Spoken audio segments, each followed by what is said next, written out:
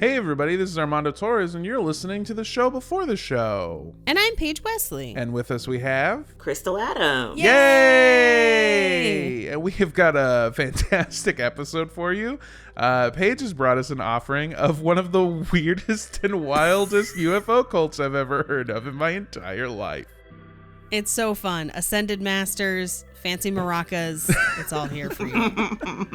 But before we get into it, we have got some news.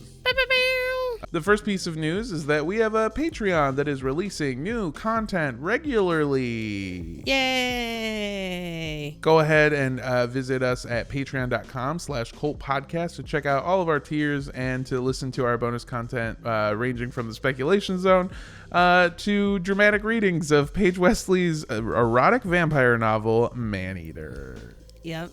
Lots of sex. Don't listen to it at work. You've been warned. Play it for your parents. Or don't. Don't. Tell them someone else wrote it. That's fine. And also, if you are looking for a new place to listen to the show, might we suggest Rooster Teeth?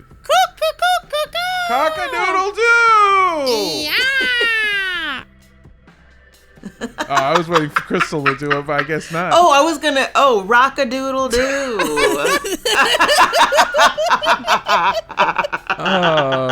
Chanticleer. What up? Cock-a-doodle sunny day. G'day. You big old little rain cloud. Now crawl out with this voice of mine. I love rock-a-doodle. Sun Go shine, gonna shine. Oh my god. I can't believe it took us this long to have a rock-a-doodle Rooster Teeth plug. Yeah. Oh man, this bit is really maturing in a way that I am very happy to watch. Oh my god. If you're looking for a place to listen to the show, Rooster Teeth is a fantastic place to do so. A bunch of our episodes are up there right now. We're trying to add more all the time, but there's also a bunch of other really great content as well, like other podcasts, other shows, live streams, a bunch of really, really fun stuff. You can download the app and get it on a bunch of your devices, like your Xbox, your Amazon Fire Stick, your Roku television, your phone, etc. But you could also just go to the website, roosterteeth.com. And I think without any further ado, let's get into the show. Hello.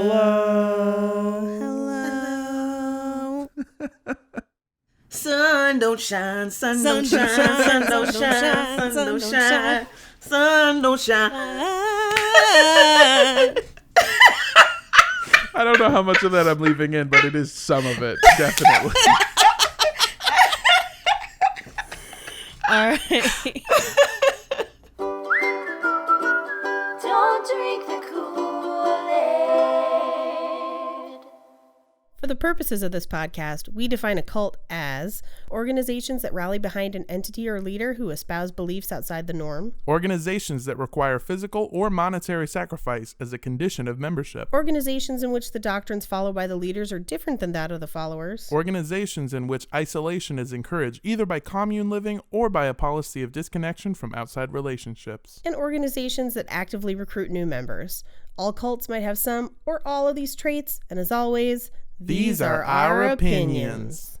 Thank you for tuning into Cult Podcast. I'm Paige Wesley. And I'm Armando Torres. And with us we have...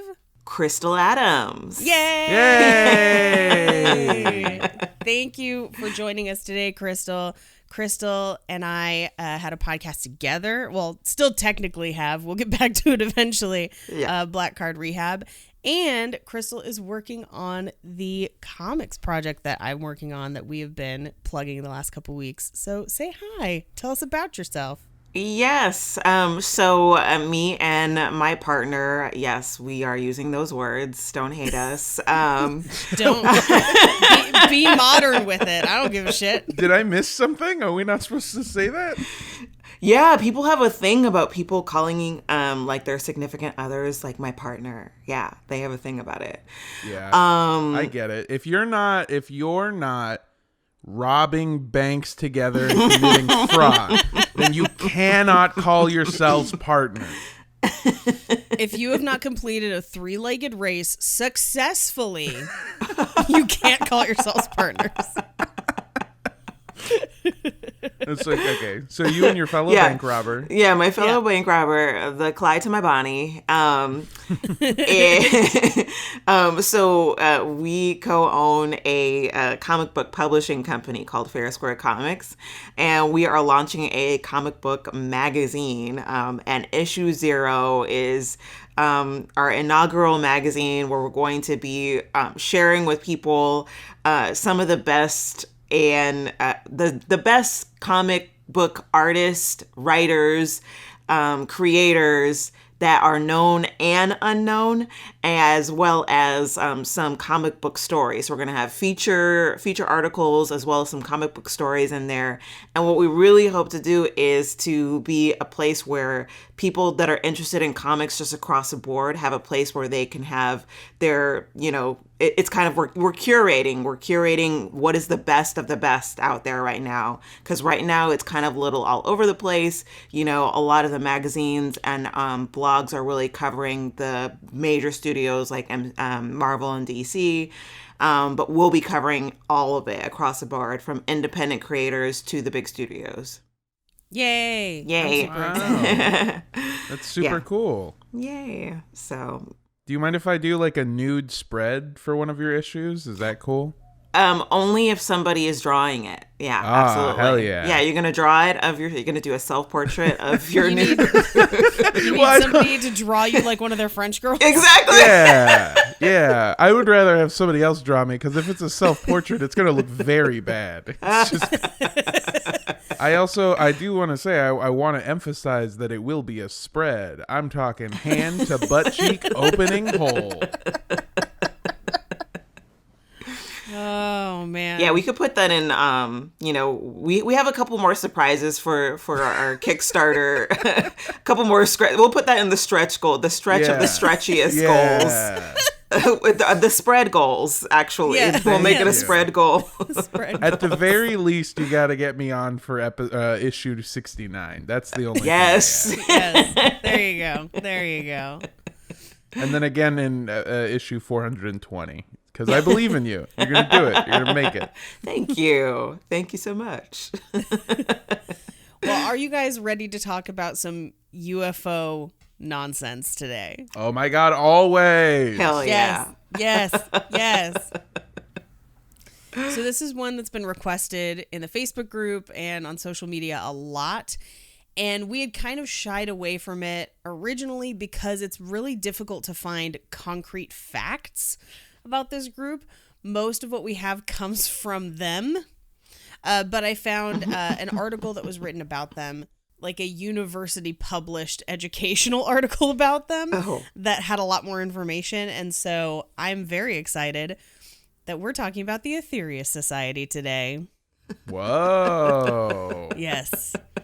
This is very exciting to me because I've been listening to sleep stories, and I've been frequently going to space every night. So Wait, I can't wait to weigh in. What are sleep stories? Oh man, I have not been able to fall asleep easily, and the sleep stories are literally that. They are stories created to help you fall asleep. And so there are stories that are like just interesting enough that you don't want to rip the headphones out of your ear, but not too interesting that you don't want to fall asleep immediately. And they audio engineer it perfectly so that like you're kind of in this hypnotic state, like as they're reading it, and that, the sound isn't too bothersome to your ear. It's amazing. But yes, I am frequently going to space with Astrid. So Nice. I need to Very try that nice. because I fall asleep watching YouTube videos, but the problem is like I'll be laying in bed holding the phone over my face, and then I will wake up to dropping the phone on my own face. I listen to a lot of ASMR, which is just, there's a weird stigma around it because some of it sounds like stirring macaroni and cheese when they're just like, fall asleep. But that's not what I do. I listen to like people whispering in other languages because I feel because I can't understand them, so Yeah. I'm not focusing on anything, and it gives me the same feeling of like falling asleep watching TV where you stop being able to understand what they're saying. It's really nice. You know, it's just some German person saying "you cunt" in German over and over. I hate you so much. You're the worst. I can't believe you can't fall asleep. Even babies can fall asleep. What's wrong with you? Yeah, the worst part is that I sleep with my window open and I don't use headphones because I don't want to have them on when I fall asleep. So there's definitely somebody that's just walking outside that's just hearing somebody in Russian being like, "Darf no fish I fit and they just think that I'm some like fucking spy or some shit. I think there's It's a great. Cold War sleeper cell in that apartment. A Russian spy in apartment 5. All right. Well, are you guys ready to get into these sources? We got sources. Ready? Absolutely. Yes. Can you read them Okay. like you're a sleepy time story? From the New York Times, we have a small documentary Yes, that is it exactly. called When Talking to Aliens Is Your Religion. Next, we have an article by James R. Lewis called The Earth is a Dangerous Place, The Worldview of the Aetherius Society. Next, we have the Aetherius.org, their biography on Dr. George King, as well as their articles on mediums.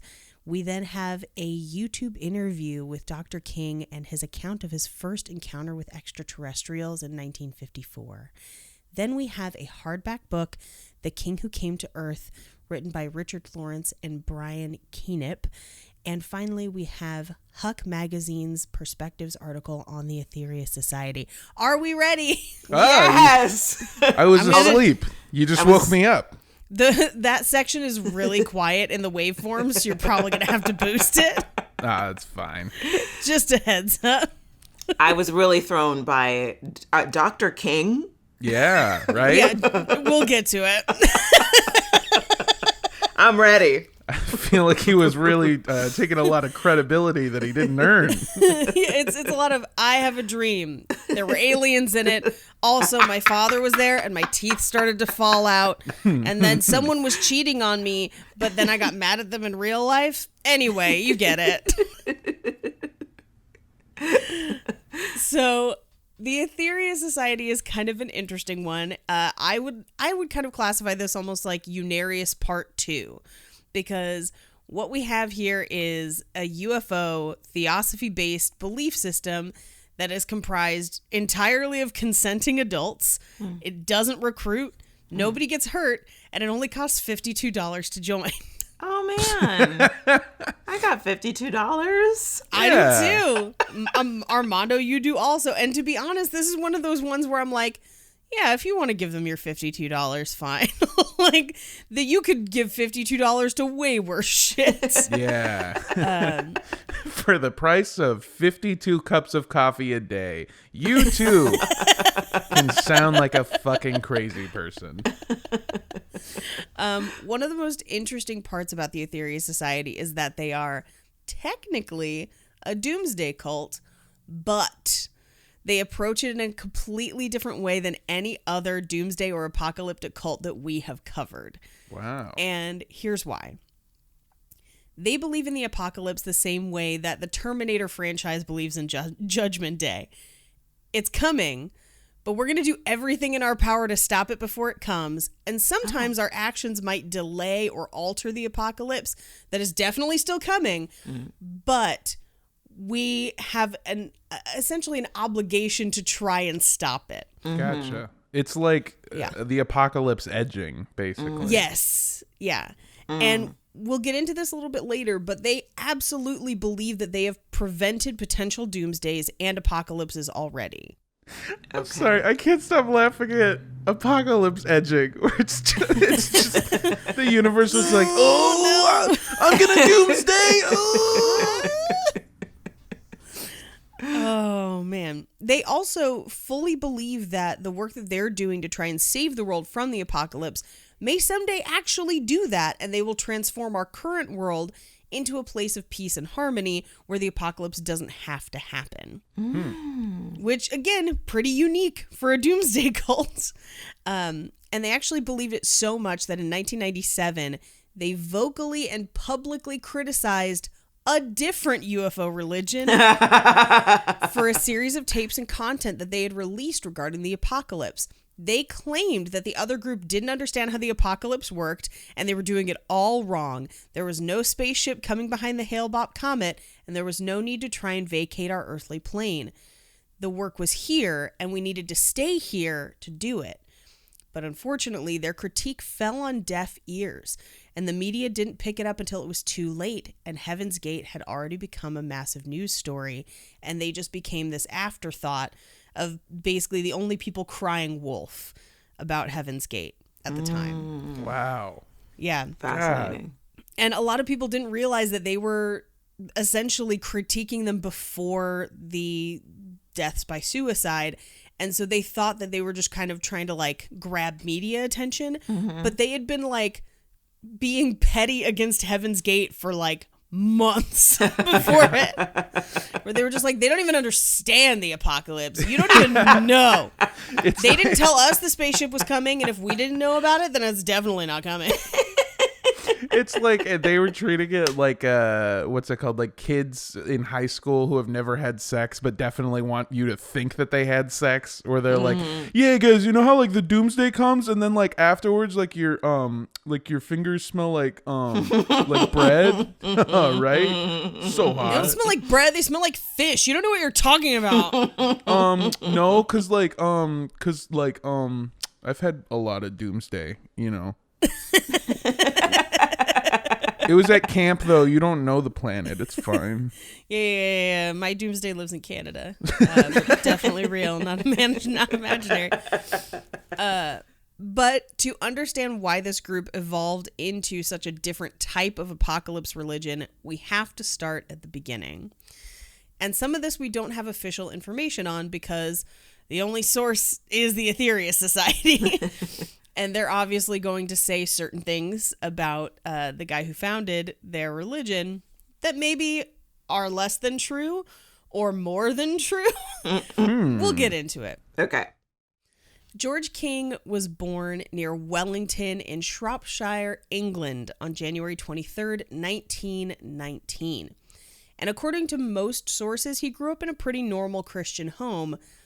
But also, according to a lot of sources, his family dabbled in the occult hardcore, which at the time was more common than you would think, depending on the brand of Christianity that you are into. This is the time of Christian Gnosticism kind of being popular. So it's not that weird. He doesn't talk as much about the occult, and I think it's interesting that he doesn't address it, because his belief system will very much mirror a lot of the organization of occult secret societies later on, which is interesting. But if you look at this time frame, this is the birth of Theosophy. Madame Blavatsky is still alive and well at this time, and metaphysical, philosophical, psychic, and paranormal societies were everywhere in England and the US. So it's no surprise that he grew up and experimented with a number of these belief systems. By the time he was in his late teens and early 20s, he had already dabbled in a number of secret societies. And if you're wondering about secret societies at the time, and you're questioning which ones would have been around, in the region where he was, you may recognize some of the famous ones: the Order of the Golden Dawn, the Ordo Templi Orientis, and a younger baby secret society, the Lema. Oh. Yeah. I'm very intrigued by the concept of dabbling in a secret society. Yeah. From my end, like everything that I've ever known about secret societies, they're pretty. Is that they're like super secret? Yeah. And also that they're like, you must commit. Yeah, they're pretty fucking time consuming, honestly. They're very time consuming. What I find is really interesting, and if you have some time, I highly recommend. Last Podcast on the Left just did a 3-part series about a month or two ago on Aleister Crowley, and the amount of secret societies that dude was in. Like, So many. And it is he seems British like too? He is British too. See, that's the thing, is that these people have money. They don't got to do shit during the day. I can't tell That's you, even actually today. very true of Aleister Crowley. That's why. That's how they can do it. That makes sense now. Okay. Yeah. Yeah, I mean, if you have time to just stop everything in your day just so you can drink tea, you have time for anything. Colt number 1 at 5. Colt number 3 at 7:30. Me and Reginald, we're gonna go play squash after our Illuminati meeting. And the Illuminati is also around at this time, as we covered with Armando. But one of the things about these secret societies is a lot of them were kind of more like supper clubs. And you would just kind of need to be invited by a member. And then if you wanted to get really into it and get into the upper echelons, that took a ton of time. Oh, okay. And in some cases, ejaculating on knives. And like, it's a whole thing. Fuck yeah. Come knives. But at the lower level where people were just kind of drinking and talking about philosophy shit, you could be in any number of societies pretty easily. Yeah. So it just requires alcoholism. Oh, yeah. Alcoholism and friends. That sounds like me in like 10 years. Yeah. I'm headed there. A lot of these quote unquote secret schools or secret societies were just built on keeping people out.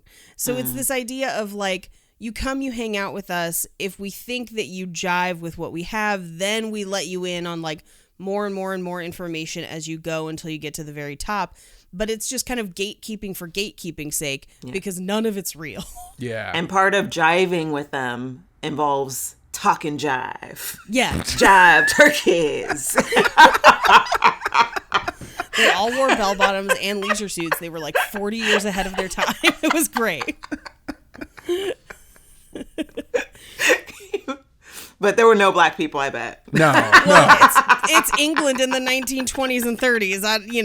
I would doubt it. Strong doubt. I just really want to see a bunch of English guys, like they're talking like in their British accents before they get in the room, and then once they get in the room, they're like, "Hey, jive turkey." Listen here, Black Dynamite. I sell drugs in the community. Like it's that conversation. I want to hear somebody from Britain talking. I want it so much. I do think, I mean, this sounds terrible. Black people are too cool for this shit. Yeah. This is a lot of reading books about things that never happened and then using that to plan out 18 and 19 day rituals where you repeat the same things and eat specific things and have sex with specific people in hopes of bringing about something that is intangible and that you could never prove that you did. And then at the end of it being like victory. Wow. This sounds a lot like getting a liberal arts degree. It's a lot like Dungeons and Dragons. So like after now having played Dungeons and Dragons, I'm pretty sure this was just Dungeons and Dragons for most people, where you just show up, everyone rolls dice strategically, and at the end you're like, we defeated the Demogorgon, and you're like, did we? I think we just sat here for 3 hours. I definitely defeated these snacks.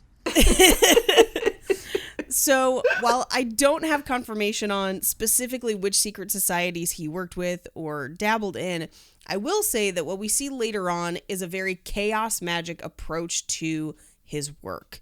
So it was likely the kind of Blavatskyan metaphysical societies. And he's very methodical and organized. And later in the Aetherius Society, he organizes missions and operations in the same way that most secret schools or magic societies would organize rituals. So he kind of takes that with him later on. But one of the few things that we do know for sure that he tried out was being a Quaker. And we haven't talked about Quakers at length, but they tend to avoid conflict and strive to live in a peaceful community. So this led him to being a conscientious objector in World War II. So he refused to fight in World War II. And instead, according to him, can't verify it, but according to him, he took a job temporarily with British Fire Service to put out fires after air raids. So where he's like, I'm not going to fight, I'm going to help put fires out. I do always love and appreciate that the Quakers can be perfectly represented by oatmeal. Like, they are the oatmeal. So following the war, he decided that he was going to take up a new hobby linked to the secret schools and societies that he had participated in, and that was yoga. And there's a couple different accounts of how this went down. So secret societies in the UK particularly had been dabbling in yoga for a while. And they used it as kind of like an assist to meditation. And a lot of that comes from Blavatsky, who traveled through East Asia. But it's kind of a whitewashed version. It's a lot of white people being like, I saw other people doing this and I think they're magic, so I'm going to try it. So yoga. Yeah. So yoga. But his biography on the website says he took his yearning for truth a step further by taking up the ancient spiritual practice of yoga, not so much yoga for physical fitness, but rather the higher aspects of yoga, including intense yoga breathing, mantra yoga, and kundalini yoga. Yoga was, of course, a much more unusual thing to do in those days than it is now, but what was even more unusual was his total commitment to it, practicing for an average of 8 to 10 hours a day God damn. for a decade or so, at the same time as living in London and holding down a full-time job! ! No. What? That full-time job, by the way? Taxi driver. Oh, but in London?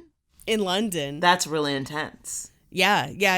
In London in the late 1940s, early 1950s. God. Yeah. They have to take like a crazy test Oh yeah. to It's become a a big taxi deal. driver. Like, you have to know streets like, yeah, a mother. Okay. Yeah. Yep. Yeah. You have to be able to tell when somebody's walking here. That's like 90% of a taxi driver's job. I mean, if that is true, respect. Yeah. Yeah. The other 10% is deciding whether or not you're talking to me, because there's nobody else here, so you must be talking to me. You also have to be able to tell when your passenger is just flirting with you or this is about to become a porno. Well, it's pretty easy to tell now. If your taxi service begins with the word fake, I'm pretty sure you are about to get fucked. But if you add that time together, so let's say full-time job driving a taxi, let's say that's 8 to 10 hours, and then another 8 to 10 hours. Yeah. Home dude not sleeping all that much. No. If this is true. Right. Or he's doubling up and he's working like a full 8 to 10 as a taxi driver, just full yoga pose. It's just like Just warrior pose all the way to wherever you're going. That continued until one Saturday morning in May in 1954. He was doing the dishes when he heard a voice say, "Prepare yourself. You are to become the voice of interplanetary parliament." How did he react to this? He was very confused. Okay, good, yeah. Which, if we think back to Unarius, where they received a calling to create the first intergalactic library and university on Earth, I don't know why these religions are so obsessed with libraries and parliament and organized bureaucracy, interplanetary systems. But okay. Yeah. So he was mad confused. Super confused. It's the fucking most boring ass shit I've ever heard in my entire life. Is that aliens exist and all they want is a very orderly library. Yeah, aliens exist and they're like, we have a UN here too, and we just need you to be the representative for your planet. The reason there's a doomsday is because the aliens realized the planets were in the Dewey Decimal System, so they're rearranging all of them, and it's fucking up everything. I mean, how odd though, in like of the times that they could have caught him, right? I mean, he's got these 8-hour sessions of yoga, and yet the aliens are like, dishes, yo. Yeah. Yeah. While he's doing the dishes. I mean, thank goodness it wasn't while he was driving a taxi fare. I know. He was like, what? Interplanetary Parliament? Dude, I just want to go to the O2. Like, what are you doing? Please just drive, please. Do you think he Pay attention to the road? Do you think he felt stupid doing all that yoga after that happened? Where he was like, "This is what I was trying to do. I should have been washing more dishes." Allegedly, according to their belief system, all the yoga he was doing helped him attain a higher plane of consciousness, which is why they contacted him. Well, I don't know. I think it was all the dishwashing he was doing. Very clean boy. You know, what I do when I'm washing dishes, I usually have like TV going, and I think now I understand that is a mistake. I am blocking my blessings. Yeah. I am missing messages. We tried to talk to Kristal, but she was too busy watching Keeping Up Girlfriends. with the Kardashian girlfriends. Okay. Oh, All man. 8 seasons. Yes. So, still confused by this message, he claims that he was actually visited again a few days later when one of the most famous yogis in India walked through his front door. Literally, the door was locked. He just floated inside.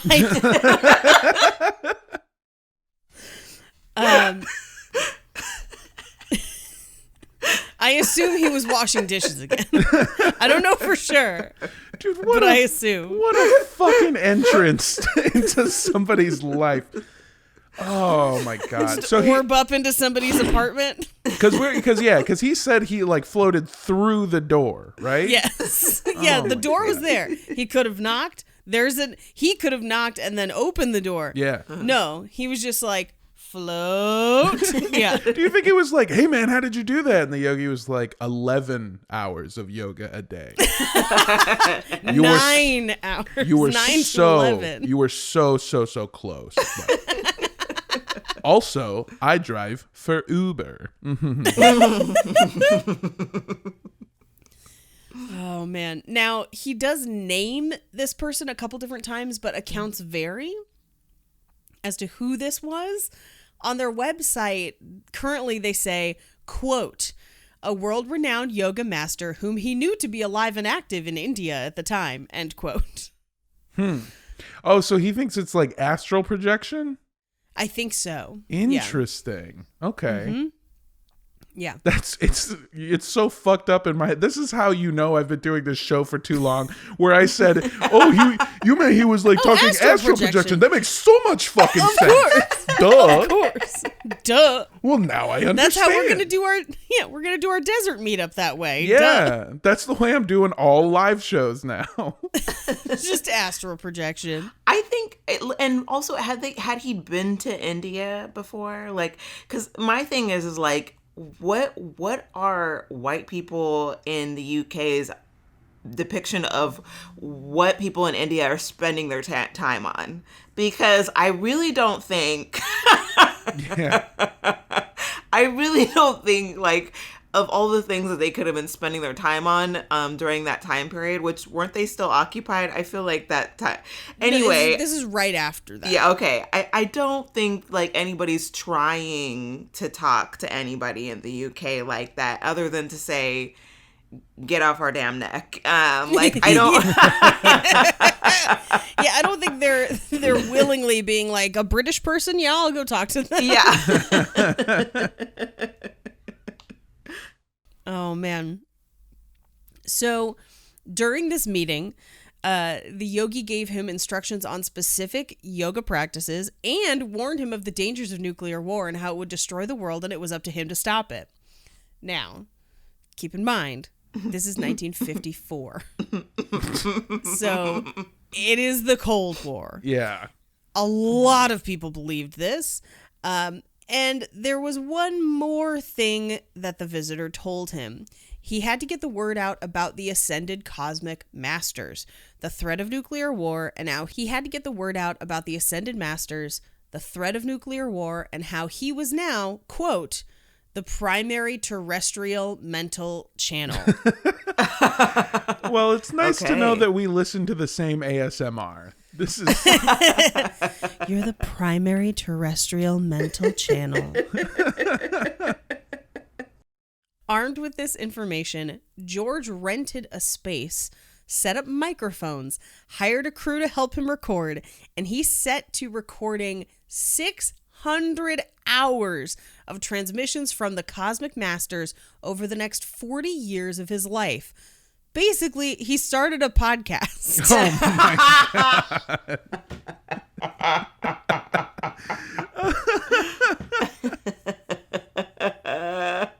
All right, folks, and this astral projection is brought to you by Stamps.com. Today's astral projection is brought to you by Squarespace. Their unique drag and drop interface allows you to astral project into any websites you need. Stamps.com. Never physically go to the post office again. Actually, now that I think about it, if you could astral project, fuck Yeah. the post office, just send it directly yourself. Just Thanks for joining our Patreon. Here's some stickers. Wow, this is fascinating. He's the prime. The channel thing that really. Yep. Oh, that's a lot for me. Yeah. The audacity. No, I'm sorry. The caucacity.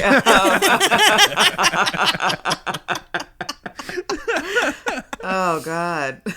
It's going to get very Caucasian in a bit. which is surprising because it's already pretty fucking Right. white. It is, but modern day, they're one of the most diverse groups we've ever covered. Wow. Yeah, because they're like, well, we're all aliens, so racism shouldn't matter. You shouldn't be racist against anyone. How dare you? We're trying to stop the apocalypse. That's actually a really Bigger sweet things. and wholesome idea. Honestly, I love that. the end game, like when we finally get to the end, I'm just like, much like Unarius, I'm like, yeah, okay. you do you crazy people. All right, sure. So sometimes the messages he would talk about in these recordings were given to him telepathically, but sometimes the masters wanted to give their messages directly. And for this, he would hypnotize himself into a trance and proceed with the recording. Okay. Mm-hmm. So he also listened to sleep stories because they do that. There's like specific hypnosis sleep stories. How does he do this? I do not understand. Does he have a spoon and, circles it around a teacup? Till he puts himself into the sunken place? Yeah, exactly. I pictured him just waving a watch in front of his own eyes, being like, I'm getting very sleepy. But then I think he would end up like me when I watch YouTube videos to fall asleep, just dropping that watch on his own face. And, it hurts.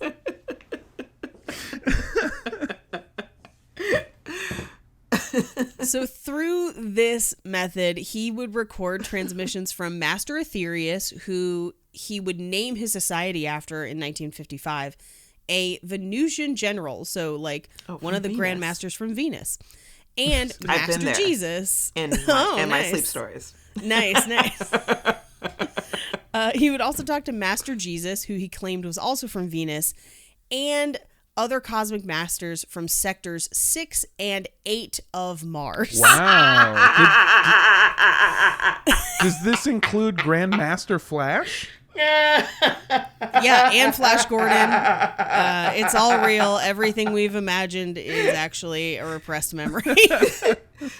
You know what is so funny is that I feel like cult belief structure is the exact same as joke structure, in that the more specific it gets, like the more The funnier it gets. yeah. Oh my god. Like 6 Yes, and 8. absolutely. If he had not added the sector 6 and 8, I would have been. I'm off board. But the 6 and 8, it's Yeah. just like, okay, you know something. those you know specific something I don't know. sectors. Yeah. I get it. But none of those motherfuckers from sections 1 through 5. Right, Pieces fuck of 1 through shit. 5. And if you read on their website how this was kind of possible, when no life has been detected on Venus, they would argue that only people who have ascended to a certain spiritual plane can actually see the masters and civilizations on other planets.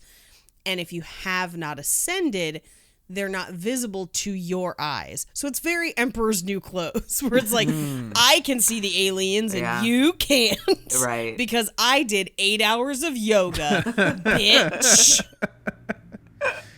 Oh my god. Yeah. Now, as to how these took place, their site actually says, quote, when an intelligence spoke through Dr. King in trance, the intelligence would be using his voice box and his knowledge of English. And since he was picking up thought rather than words, the personality of the communicator would come through and sometimes had a marked influence on Dr. King's pronunciation and intonation. When the Cosmic Master of Mars Sector 6 spoke through Dr. King, for example, his voice would become deeper, slower, and had an air of uncompromising spiritual authority. Whereas when the Ascended Master Saint Gu Ling spoke through Dr. King, his voice was, if anything, a little higher than normal, and his pronunciation would display a distinctly East Asian accent, utterly unlike his own. Ooh. Yeah! So he's my basically God. doing. You guys ever notice how the Grandmasters from Sector 6 sound like this? But then the Masters from Section 8, they sound like this. Yes. I'm sorry, did I miss when we went from George to Dr. King? It's anytime he's quoted on their website, they call him Dr. King. Oh, but okay. I'll explain. Oh, okay, because I was like, I don't give him that yet. You shouldn't give him that at all. No, Spoiler. no, I've heard him doing a lot of things for 8 to 10 hours, and none of them were going to school.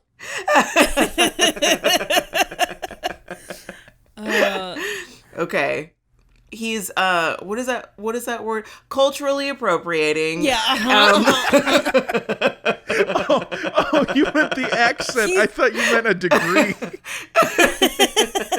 No, he's a white guy Yeah. pretending to do an Asian accent to claim that it is a mystical being from another plane of existence talking through him. Oh, yes, so- that's so, what's happening. Mickey Rooney's career. Got it. Yes. Or as we would call it today, racism. Right. Yeah, same thing. Yeah. Regardless of how super racist this was, people were impressed with his knowledge of the cosmic masters. Yeah. And because this is the era for Theosophy, Heaven's Gate is building around this same time because we're now into the 60s. And people began to follow him, which led him to start on his missions to cure the world of evil. So we're going to go through the missions that he has. Some of them more legit than others. Yeah.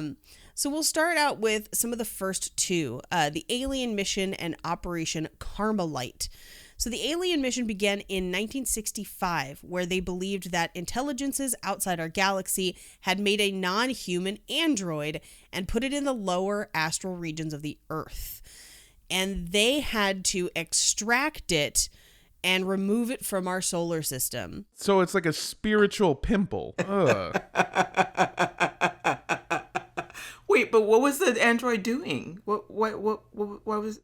Allegedly, the android was almost indestructible and could create deadly thought forms that placed Earth, quote, in a precarious situation. Yeah. So for 8 months, they worked with, quote, the Great White Brotherhood, which, by the way, is a diverse group of interplanetary beings. Yeah. Yeah. Of all different races and cultures, called the Great White Brotherhood. That's maybe not the. You should fire your branding manager. And they're fighting against a group called the Silent Group, which is like the evil ones. But yeah, the Great White Brotherhood allegedly are like the good guys in this situation.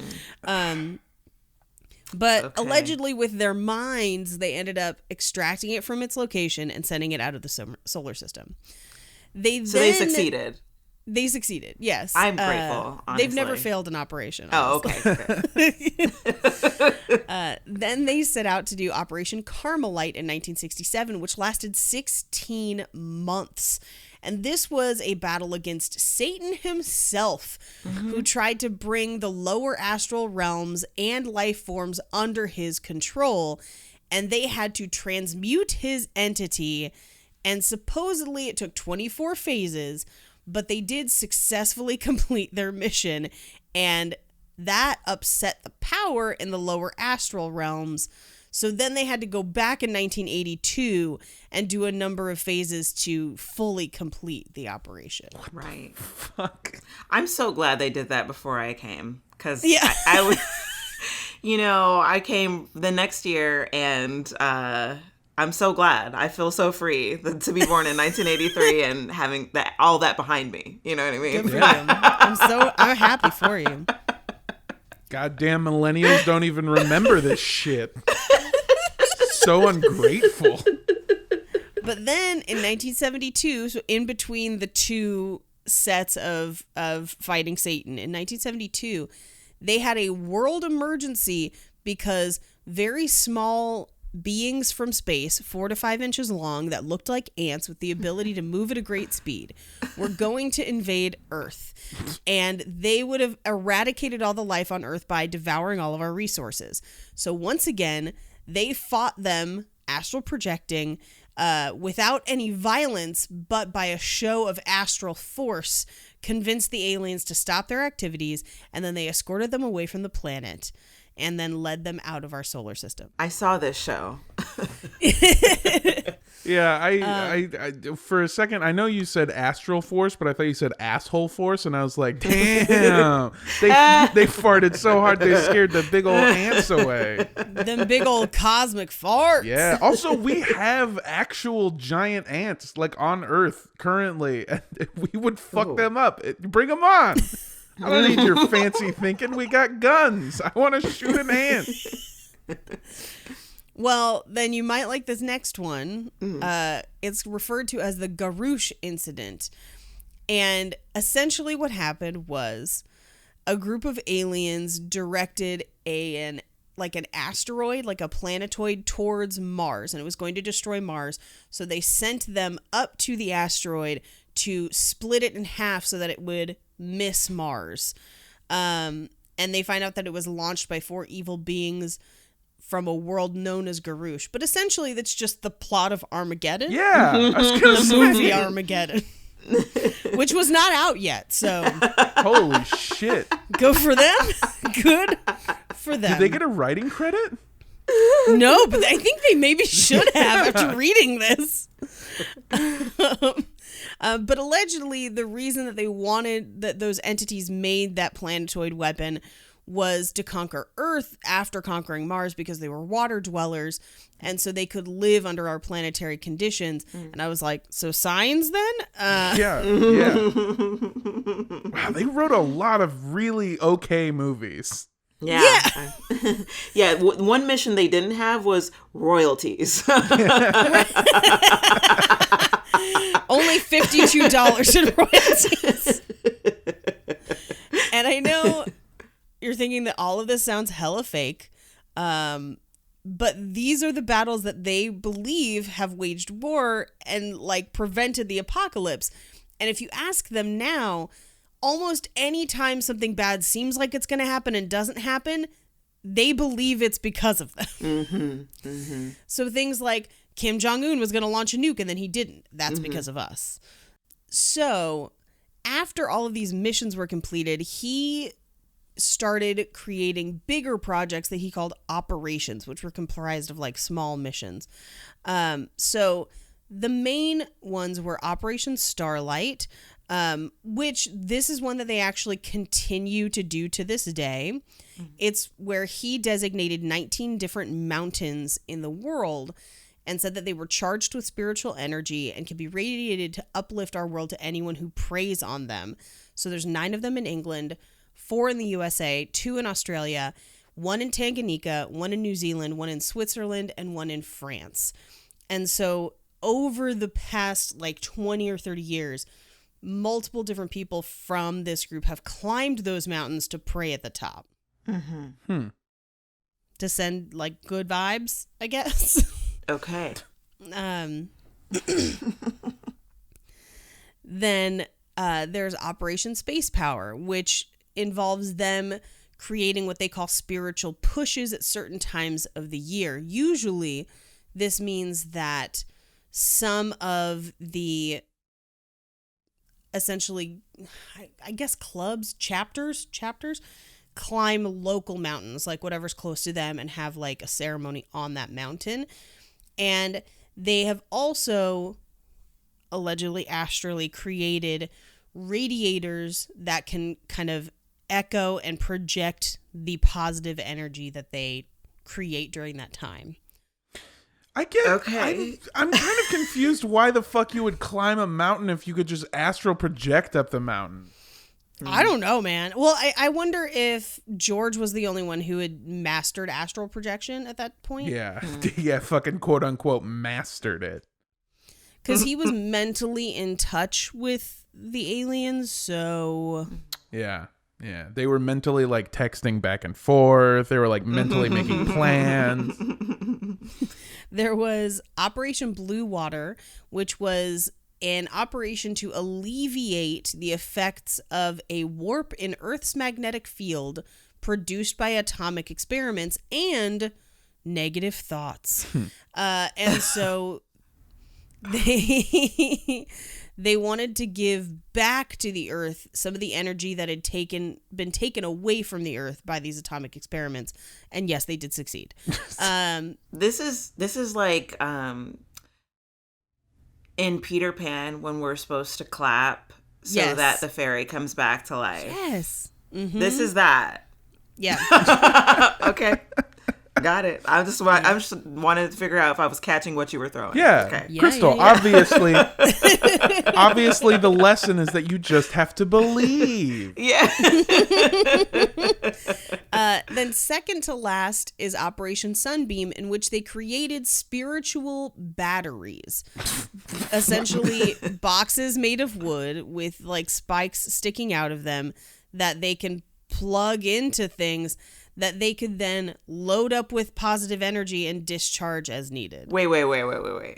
Yep. They made a physical thing. I've seen it. It's in the YouTube documentary for New York Times. You get to see the battery and the container that the battery goes in, which is fully a toolbox. Yeah. These fucking idiots.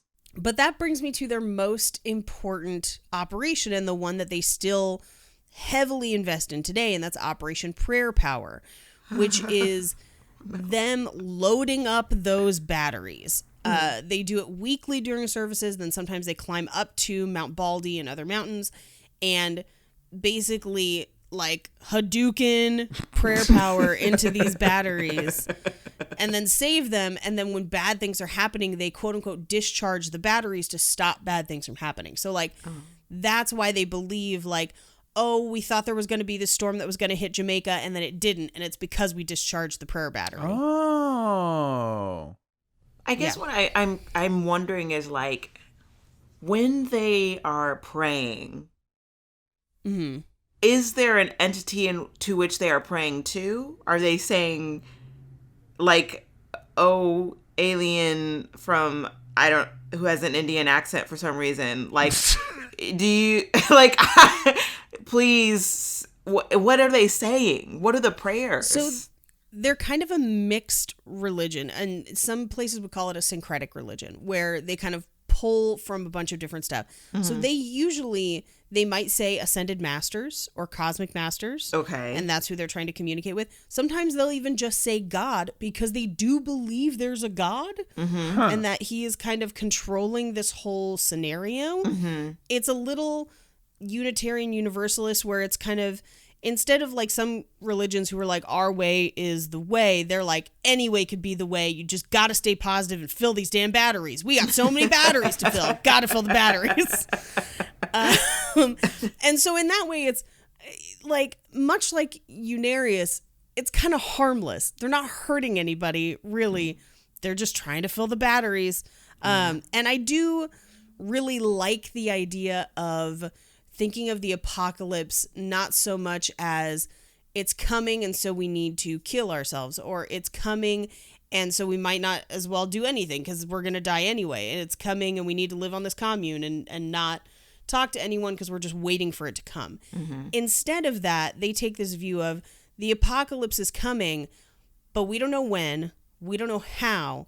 We just know that we have to do our best on Earth right now because that's where we are and that's what we have control over.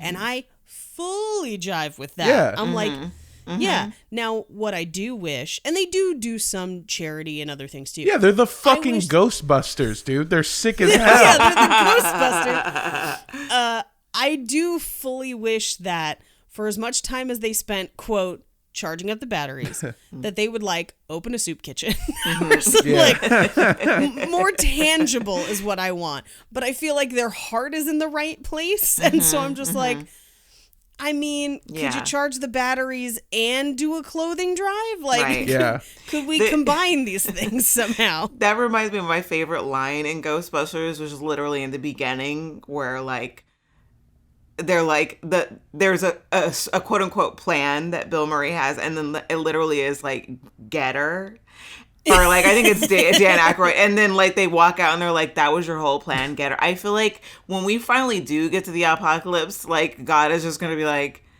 that was your whole plan, batteries.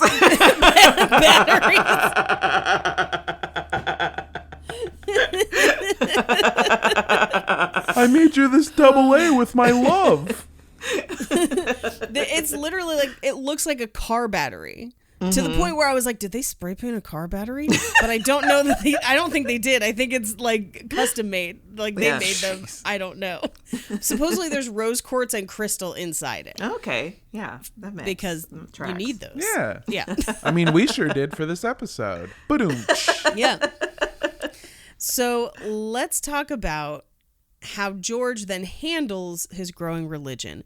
Because unlike a lot of groups, he did all the work of setting up a hierarchy and a board of directors and essentially removed himself as the quote unquote leader. He created like a functional business model where he got to just chill in his bungalow and talk to the Ascended Masters and then come out every once in a while and be like, we solved world hunger, going back in.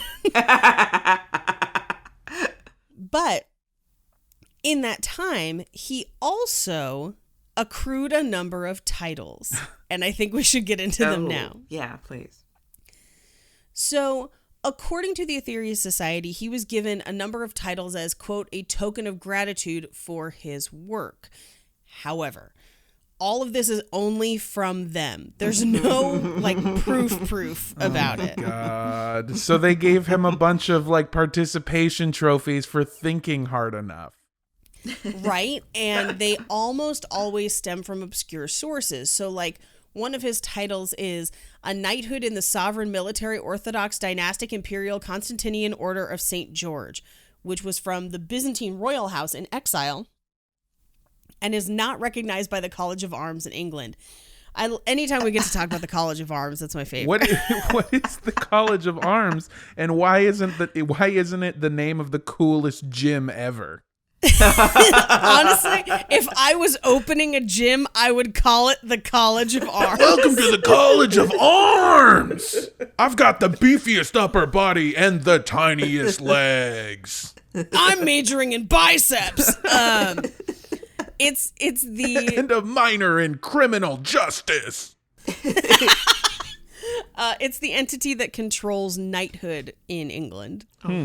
Okay. Yeah. How easy is it to be a knight in England? Is it like getting ordained as I'll a minister? get to that in just a sec. Yes and no. So, the society also usually refers to George King as Dr. George King or Dr. King, confusing everyone. Yeah, that is very confusing. Especially because of the missions. They're so similar between So the two they're all Dr. in, Kings. he has dreams. So, you know. But allegedly he received his doctorate from the International Theological Seminary of California, But that is one of those ones where you just kind of sign up online to ordain people. Oh, okay. Yeah. Yeah. He's also referred to as the Metropolitan Archbishop of the Aetherius Churches, which is something they just made up. Yeah. Now, in 1991, he was presented with letters patent of armorial bearings, also known as a grant of arms, by Blue Mantle Pursuant, a herald of Her Majesty's College of Arms in England. Now, this is different than being knighted by the Queen. A grant of arms can be applied for. Anyone can receive a grant of arms if they satisfy one of several requirements. What? You basically just apply to have one. What? Oh. Yeah. Yeah. Yeah. But again, that's not the same as being like knighted by the Queen. Oh. Yeah. It's different. Yeah. It's like an AA degree at the College of Arms instead of like an MFA, you know? Yeah. So according to the society, his proper title was His Eminence Sir George King, OSP, PhD, THD, DD, Metropolitan Archbishop of the Aetherius Churches. No. And they claim that his knighthood is not British, but, quote, from an unspecified foreign source. No. No. Yep. Someone who, a man named Long John Nebel, who had George as a guest on his radio show. We're trusting this person? Well, he wrote at one point, George, King of England, is what he calls himself, and you can't be sure whether he's pausing after George or after King. But it doesn't really matter, because about 3 minutes in, you get the idea strong and clear. So basically, either George, King of England, or George King of England. But further, the society has also claimed that George King was a chaplain of the American Federation of Police. The full organization's name being American Federation of Police and Concerned Citizens, which is basically a neighborhood watch. Yeah. Anyone who wants to join that group can join for $45. Oh. And Charity Navigator gives them a 0-star ranking. They have been essentially outed as a scam site occasionally. They're constantly soliciting, and people are not entirely sure where the money goes. But they also don't have any way to apply to be a position like as a chaplain, and don't list any official chaplains. So like that's not a thing either. No. Also, as just a small aside, I Googled how to be knighted. And one of the first things that pops up is an ad that just says, get a knighthood. Increased chance of success by 550% with our help. Oh, yeah. It's probably the Firefest people. Yeah. There's also, I don't know if you guys know, and this is different than a knighthood. You can just buy a title. I bought one for my dad for Christmas. But what do you mean? I don't even understand, like buy it so that what? So that it's on your tombstone? My dad is so now that, Lord Jim. Yeah. But like King of the Slim. to whom? So the way I did it is there are certain older laws in Scotland where if you're a landowner, that would make you a lord. So you purchase like however many square feet on a plot of land that the company owns or whatever, that they plant a tree on in your name, and that technically makes you a lord, so they send you like patents of lordship and stuff to go along with it. It's like $75 worth every penny because it's hilarious. I've been going really far into how to become a knight, and I got some bad news, y'all. Oh no. Are you a knight now? No, but here's the thing. I wanted to see how you could be a knight, and so I found an article on some requirements or some ways that you can be knighted. And none of we don't really fit a lot of these. Number one, be born into the noble class. So already, fuck all of us. Speak for yourself. Number two is be born a male. So yeah, all right. You know what? Oh, damn it. I hope you suffocate in your giant balls. But then number like 5 or whatever is obey the governing laws, and it's like, I'm out, baby. I got too much food to smoke. Well, yeah, because you can definitely lose your knighthood through tax evasion, which people have done. Yeah. Yep. That is true. Oh, man. But all joking aside, Sir Knight Dr.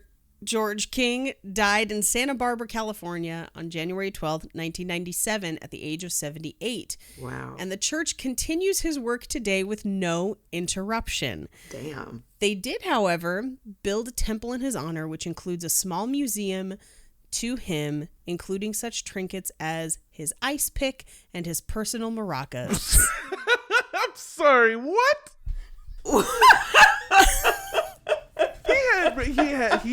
Okay, because this paints the entire story in a different light where, well, all of this has been happening the whole time. He's like, I gotta save the world.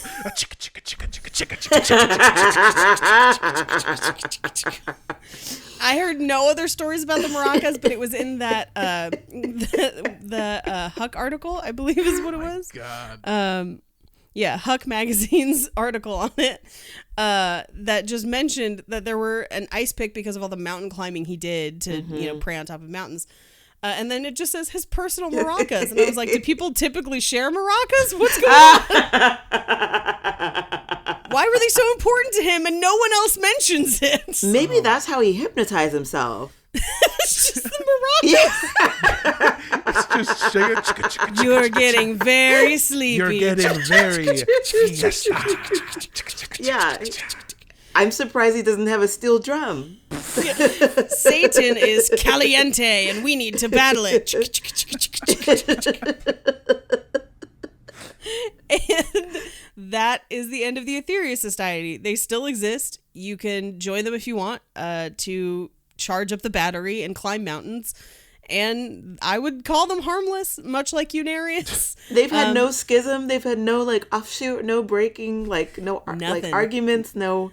Nothing. Wow. The board of directors and everything that he set up had clear lines of succession and clear job formation for people to take over the various groups around the world. And so they exist super peacefully even after his death, and they play his recordings at services typically if you want to go to them. Wow. If your founder's prized possession was a pair of maracas, I don't think that you're gonna be causing much problems. They do also have an online store where you can buy things like pendulums and books and everything. I wanted to buy maracas. I don't think they sell maracas, but Armando, I think this might be a chance for you to get your own personal maracas. Yeah. Hell yeah. Or maybe they were a gift from the aliens. You know what I'm saying? Ooh. Yeah, you have to be gifted them. Then maybe that's why they're so special. Maybe. Do you think they were from Sector 8 or Sector 6? I think they're from Master Jesus. Jesus from Venus. It's Master Jesus. Oh, Master and Jesus. That's why he got the maracas. Exactly. We've been saying it wrong the whole time.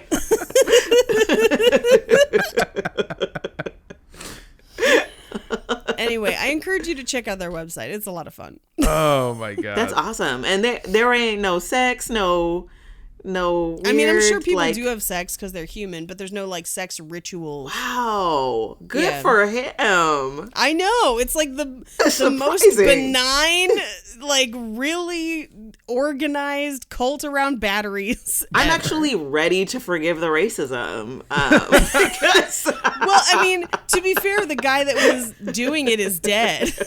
So currently they're super diverse. And in the documentary, it's no two of a kind in that group. It's wild. Wow. Yeah. Pretty tight.